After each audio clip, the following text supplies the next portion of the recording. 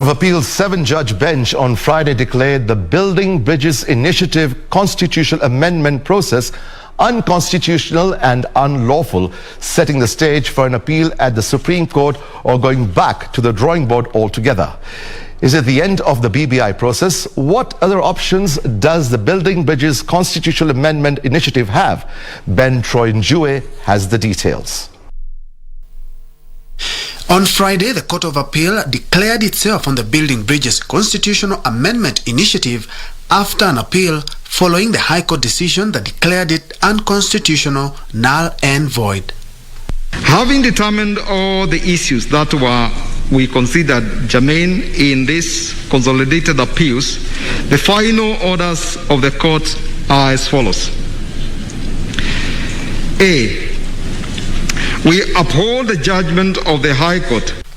Its decision to uphold the High Court decision was met with mixed reactions among the legal fraternity. Uamuzi wa Court of Appeal ni uamuzi, kuna upande mwingine wamesema High Court ilitoa uamuzi halali, kuna upande mwingine wamesema High Court haikutoa uamuzi halali. There are still unanswered questions that the judgment has elucidated, and the fundamental ones are whether Kenyans can now be able to amend their constitution as they so wish. The idea of the case heading to the Apex Court was very much alive. We'll consider the judgment and see whether our clients will prefer an appeal. We need to look at that judgment, read it carefully, and then we can consider whether or not we rest our case here, or that we address it either in another judicial forum or it becomes a political conversation. Kila mtu atajiamulia kwa sababu tulikuwa tuseme teams karibu 4 na tayari Raila Amolo Odinga amesema kwamba kuendelea mbele sio kwamba sisi sote tulikuwa appellants tutaenda kwenye mahakama ya juu. Kila mtu atajiamulia. Many experts had welcomed the amendments to the Constitution through the Building Bridges Initiative process, but had warned of the gaping constitutional and legal challenges it faced. The BBI was very good, and it's still very good. The approach was very wrong, because they did not consider certain aspects of our 2010 Constitution.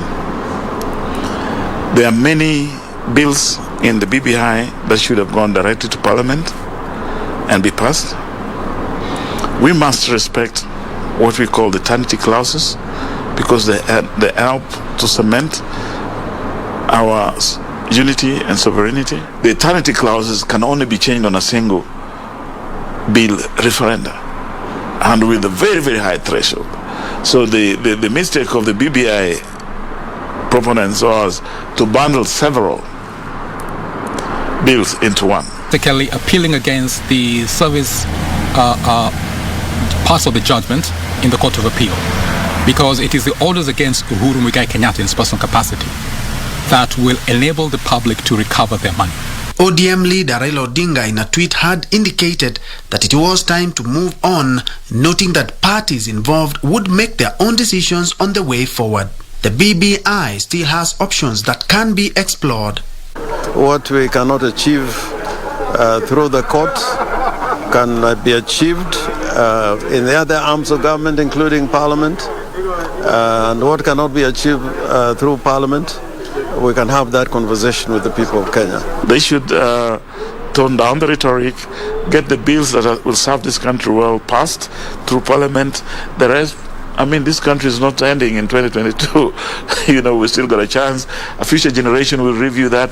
Let each and every generation do what serves them.